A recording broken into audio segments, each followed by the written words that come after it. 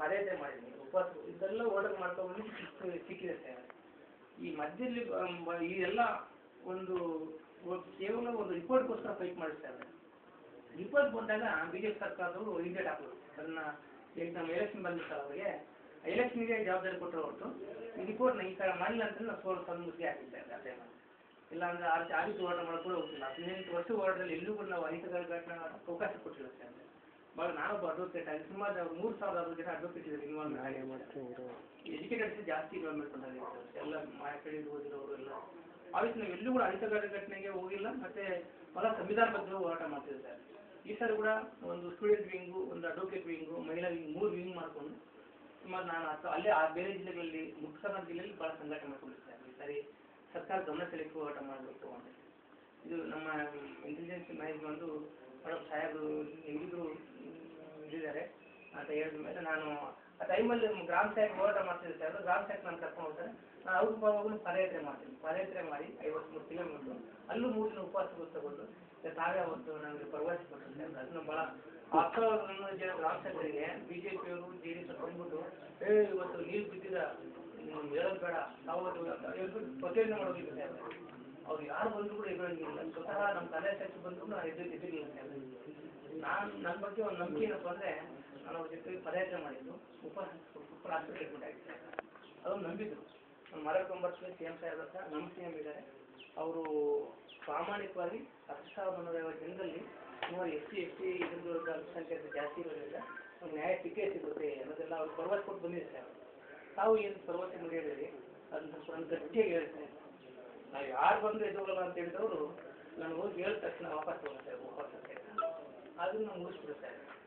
ಈಗ ನಮ್ಮ ಮೊನ್ನೆ ಈ ನಮ್ಮ ಇಂಟೆಲಿಜೆನ್ಸ್ JDS ಎಲ್ಲ ಮಾತಾಡುತ್ತೆ. ನನಗೆ ತಮ್ಮ ಮೇಲೆ ನಂಬಿಕೆ ಇರೋದ್ರಿಂದ ಯಾಕಂದರೆ ಸಾಹೇಬ್ ಹೇಳುತ್ತೆ 2000 ಸಾಹೇಬರು ಅಲ್ಲಿಂದ ಅಂತಕ್ಕಂಥ ನಾವು ಈ ಜನರನ್ನ ಮುಳುಪಾಗಿತ್ತು ಭಾಳ ಕಷ್ಟಪಟ್ಟು 5 ಜನರಿಗೆ ಹಾಸನ ಸಂತೋಷ ಕೆಲಸ ಮಾಡಿದ್ವಿ. ಸಾಹೇಬರು ಸಾಮಾಜಿಕ ನಾಯಕ ಅಧಿಕಾರಿಗಳಿದ್ದಾರೆ, ಕ್ರಾಂತಿಕಾರಿಗಳಿದ್ದಾರೆ, ನಮ್ಮ ರಾಜ್ಯದ ಮುಖ್ಯಮಂತ್ರಿಗಳು. ನಮ್ಮೆಲ್ಲ ಏನು ಚಿಂತೆಗಳಿದ್ದಾವೆ ಅವ್ರು ನಮ್ಮ ಮುಖಾಂತರ ಅವ್ರ ಮುಖಾಂತರ ನೋಡೋಕ್ಕಿದ್ವಿ. 5 ವರ್ಷ 10 ವರ್ಷ ಸಾಹೇಬ್ ಆಸಕ್ತಿಗಳು ಅಂಥ ಸಾಹೇಬರು ಇದೊಂದು ನಮಗೆ ಸರ್ಕಾರ ಗಮನ ಸೆಳೆಯಕ್ಕೆ ಹೋದರೆ ವರ್ಡ್ ರೂಪಿಸಿದ್ವಿ ಹೊರತು ನಾವು ಸಾಹೇಬರಿಗೆ ಇತ್ತೀಚೆಗೆ ಹಾನಿ ಮಾಡಬೇಕಂತ ಹೇಳಿ ಮಾತಾಡೋಕೆ ಒಪ್ಕೊಂಡು ಸಾಹೇಬರು. ಅದಕ್ಕೆ ಸಾಹೇಬ್ ಎಲ್ಲ ಕಡೆ ರೆಡಿ ಮಾಡ್ತಾರೆ. ಎಲ್ಲ ಇವತ್ತು ಎಲ್ಲ ಕಡೆ ಫೋನ್ ಮಾಡ್ತಿದ್ದಾರೆ. 3ನೇ ತಾರೀಕು ನಮ್ಮ ಕಾರ್ಯಕ್ರಮ ಇರುತ್ತೆ. ತಮ್ಮ ತೀರ್ಮಾನದಿಂದನೇ ಅದನ್ನ ವಾಪಸ್ ತಗೊಳ್ಳೋಕೆ ರೆಡಿ ಇರ್ತಾರೆ. ಬಹಳಷ್ಟು ಈಗ ಸ್ಪಷ್ಟವಾಗಿದೆ. ನಾವು ನೋಡಿಲ್ಲ, ರಿಪೋರ್ಟ್ ನೋಡಿಲ್ಲ, ನಿಜ ಹೇಳ್ಬೇಕು. ರಿಪೋರ್ಟ್ ಕೊಟ್ಟಿರೋದು ಗೊತ್ತು ನನಗೆ. ಸುಮಾರು 1 ವರ್ಷದಿಂದ ಕೂಡ ಅದು ಓದೋರ ಕಡೆ ಎಲ್ಲ ಮೆಮೊರಾಂಡಮ್ಗಳು ಕೊಡ್ತಾ ಇದ್ದಾರೆ. ಸದಾಶಿವ ಒಂದು ವಿದ್ಯಾನಿಗಳು ನೋಡ್ಬಿಟ್ಟು ಕ್ಯಾಬಿನೆಟ್ನಲ್ಲಿ ಚರ್ಚೆನೂ ಆಗಿಲ್ಲ. ಅದು ಗೊತ್ತಿರೋ ಮಟ್ಟಿಗೆ ಕ್ಯಾಬಿನೆಟ್ನಲ್ಲಿ ಚರ್ಚೆ ಮಾಡಿಲ್ಲ. ಸಂಬಂಧಪಟ್ಟಂಗೆ ಹಿಂದಿನ ಸರ್ಕಾರ ಏನಾಗಿತ್ತು ಅಂದ್ರೆ ಒಳಮೀಸಲಾತಿ ವರ್ಗೀಕರಣ ಸಂಬಂಧಪಟ್ಟಂಗೆ ಕ್ಯಾಬಿನೆಟ್ ಮೀಟಿಂಗ್ ಡಿಸೈಡ್ ಮಾಡಿ ಕೇಂದ್ರಕ್ಕೆ ಶಿಫಾರಸು ಮಾಡ್ತು. ಒಳಮೀಸಲಾತಿ ಮಾಡಿದ್ರೆ ಸರ್ ಆಗ್ತದೆ ನಮ್ಮನ್ನ. ಅದಕ್ಕೆ ಮೇನ್ ಮುಖ್ಯವಾಗಿ ಅವರ ಗೋವಿಂದ ಕಾರಜೋಳವರು, ನಾರಾಯಣಸ್ವಾಮಿ ಅವರು ಮತ್ತು ಕ್ಯಾಬಿನೆಟ್ ಮೀಟಿಂಗಲ್ಲಿ ಅದನ್ನ ತೀರ್ಮಾನ ತಗೊಂಡು ಪ್ರಧಾನ CM ಇದ್ದಾಗ ಕೇಂದ್ರಕ್ಕೆ ಶಿಫಾರಸು ಮಾಡ್ತಾ ಇದ್ದಾರೆ. ಅಂದ್ರೆ ರಿಪೋರ್ಟ್ ಕೊಟ್ಟಿರಲ್ಲ ಅವಾಗ AS ಸದಸ್ಯರು ವರದಿ ಕೊಟ್ಟಿಲ್ಲ. ನಮ್ಮ ಹೋರಾಟಕ್ಕೋಸ್ಕರ ಅವ್ರು ನಮ್ಮ ಹೋರಾಟ ಓದ್ರಿಂದ ಅವರು ಒಂದು ಕ್ಯಾಬಿನೆಟ್ ಮೀಟಿಂಗ್ ತೀರ್ಮಾನ ತಗೊಂಡು ಮೊದಲನೇ ವಿಷಯ ತಗೊಂಡು ನಮ್ಮದು ಕೇಂದ್ರ ಶಿಫಾರಸು ಮಾಡ್ತಾರೆ.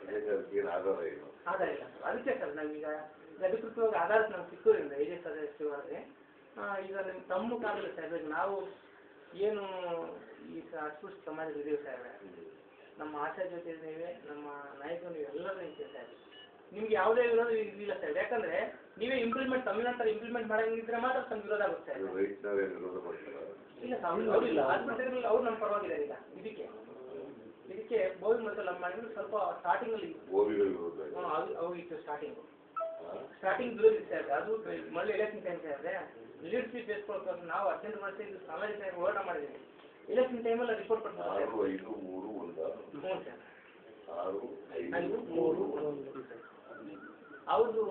ಅವ್ರೇನಂದ್ರು ಅವ್ರು ಮಾತ್ರ ವಿರೋಧ ಮಾಡಿದ್ರು. ಅವಾಗ ನಾವು ಲೆಫ್ಟ್ ಎರಡೂ ಒಂದೇ ಆಗಿ ರಾಜ್ಯಾದ್ಯಂತ ಎಲ್ಲ ಜಿಲ್ಲೆಗಳ ಅಸ್ಪೃಶ್ಯ ಐಕ್ಯತೆ ಹೋರಾಟ ಸಂಸ್ಥೆಯಿಂದ ಕಟ್ಕೊಂಡು ನಾವು ಅದನ್ನೊಂದು ಆಂದೋಲನ ಮಾಡಿಸ್ತಾ ಇದ್ದಾರೆ. ಆ ರೈಟ್ ಅವ್ರು ಇದೆ ಯಾರಿಗೂ ಇಲ್ಲ ಸರ್. ಇದು ಸಾಮಾಜಿಕ ನ್ಯಾಯ ಅವರವರ ಭಾಗ ಅವ್ರು ಸೇರೋದು ಸರ್ ನಮ್ಮ ಏನು ಬ್ಯಾಕ್ವರ್ಡ್ ಕ್ಯಾಸ್ಟಲ್ಲಿ ಭಾಗ ಆಗಿತ್ತು.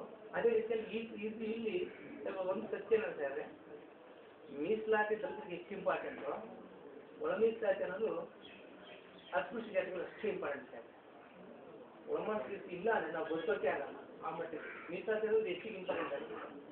ಹೆಚ್ಚಿಗೆ ಮೀಸಲಾತಿ ಎಷ್ಟು ಇಂಪಾರ್ಟೆಂಟು, ಒಳ ಮೀಸಲಾತಿ ಅನ್ನೋದು ಅದರಲ್ಲಿರೋ ಅಸ್ಪೃಶ್ಯ ಜಾತಿಗಳಿರಲ್ಲ ಸರ್ ಅವರು ಅಷ್ಟೇ ಇಂಪಾರ್ಟೆಂಟ್ ಸರ್. ಅದಿಲ್ಲ ಅಂದರೆ ಯಾವ ಒಂದು ಆರ್ಥಿಕವಾಗಿ, ಶೈಕ್ಷಣಿಕವಾಗಿ, ರಾಜಕೀಯವಾಗಿ ಯಾವುದೇ ಉದ್ಯೋಗ ಮೀಸಲಾತಿ ನಾವು ಪಡೆಯೋಕೆ ಆಗಲ್ಲ ಸರ್.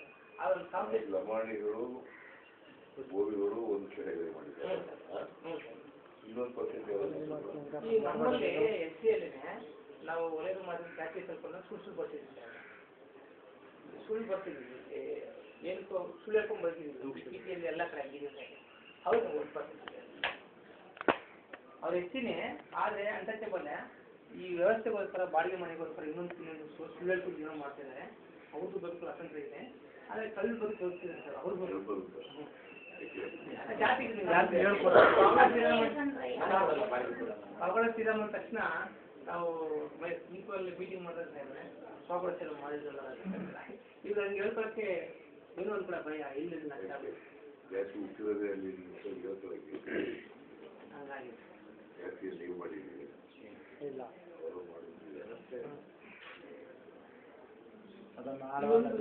ನಮಗೆ ನಮ್ಮ ಓಟ್ ರಾಜ್ಯದಿಂದ ಕರೆ ಕೊಟ್ಟಿದ್ದೆ ಸರ್.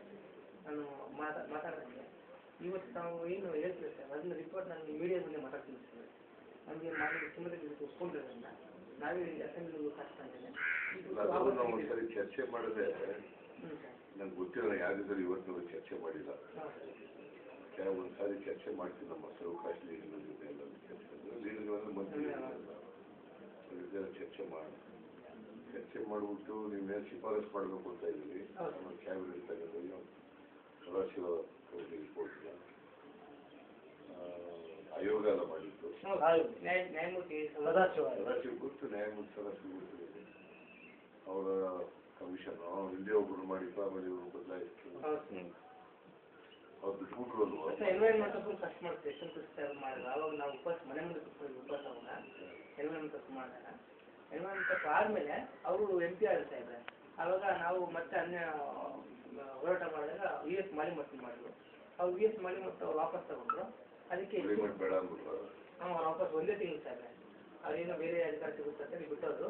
ಅದಕ್ಕೆ SP ಬಾಲಕೃಷ್ಣ ಸಾಹೇಬರು ಬಂದರು, ಅವ್ರು ಸತ್ತೋದ್ರು ಸರ್. ಅದಾದಮೇಲೆ ಧರ್ಮಸಿಂಗ್ ಸಾಹೇಬ್ರು ಮಾಡಿದಾಗ ಆಗಸ್ಟ್ 15 ಮಧ್ಯರಾತ್ರಿ ಪಂಚಮಿ ಮಾಡುತ್ತೆ ಸರ್ ಮಾಡಲೇಬೇಕು. ಆವಾಗ ಅವರು ಮಾರನೇ ದಿನ ಅನೌನ್ಸ್ ಮಾಡ್ತಾರೆ ನಮ್ಮ ಏನು ಸದಸ್ಯರು ಅವರು. ಅವ್ರು ಏನೇ ಸರ್ ಪ್ರಾಮಾಣಿಕವಾಗಿ ನಾವೇನು ಒಂದು 100-150 ಸಾವಿರ ಭೇಟಿ ಆಗ್ತೀವಿ ಸರ್. ನಾವೆಲ್ಲ ರಿಪೋರ್ಟ್ ರಾಜ್ಯದ ರಿಪೋರ್ಟ್ ಅವ್ರು ಕೊಟ್ಟು ಅವರು ಈಗ ಒಂದು ಇದು ಉತ್ತಮವಾದ ವರದಿ ಕೊಟ್ಟಿದ್ದಾರೆ ಸರ್. ಆ ವರದಿ ಎಲ್ಲ ಕಡೆ ಸಿಕ್ಕಿದೆ, ನಮಗೆ ಎಲ್ಲ ಲಭ್ಯತೆ ಸಿಕ್ಕಿದೆ ಸರ್. ಆ ಟೈಮಲ್ಲಿ ಅವರು ಮೀಡಿಯಾ ಮುಂದೆ ಮಾತಾಡಿದ್ರು. 5 ಸದಸ್ಯರು ಅವತ್ತು ವರದಿ ಕೊಡೋಕೆ ಮುಂಚೆ ಸುಮಾರು ಒಂದು 7-8 ಪೇಜ್ಗಳಷ್ಟು ವಿಷಯ, ಮುಖ್ಯವಾದ ವಿಷಯ ಅವರು ಮೀಡಿಯಾ ಮುಂದೆ ಇರುತ್ತೆ ಸರ್. ಹಾಗಾಗಿ ನಮಗೆಲ್ಲ ಮಾಹಿತಿ ಸಿಕ್ಕಿದೆ ಸರ್. ಮತ್ತು ಸ್ಪಷ್ಟವಾದ ಮಾಹಿತಿ ಇದೆ ಸರ್. ಅವ್ರಿಗೆ ಯಾವುದೋ ಒಂದು ಬುಡಕಟ್ಟ ಜನರಿಗೂ ಅನ್ಯಾಯ ಆಗದಂಗೆ ಬಹಳ ಆಳವಾಗಿ ಅಧ್ಯಯನ ಮಾಡಿ ರಿಪೋರ್ಟ್ ಕೊಟ್ಟಿದ್ದಾರೆ ಸರ್.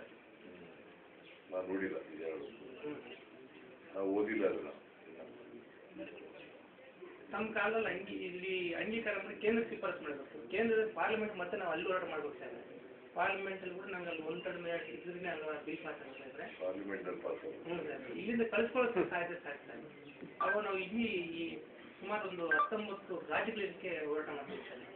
19 ರಾಜ್ಯಗಳು ಸೇರಿಕೊಂಡು ನಾವು ಅಲ್ಲಿ ಪಾರ್ಲಿಮೆಂಟಲ್ಲಿ ಹೋರಾಟ ಮಾಡ್ತೀವಿ ಸರ್. ಲಾಯರ್ಸ್ ಎಲ್ಲ ಹೋರಾಟ ಮಾಡ್ತಾ ಇದ್ದೀವಿ ಸ್ವಾಮಿ. ಲೆಟರ್ಸ್ ಎಲ್ಲ ಬಂದಿರ್ತಾರೆ.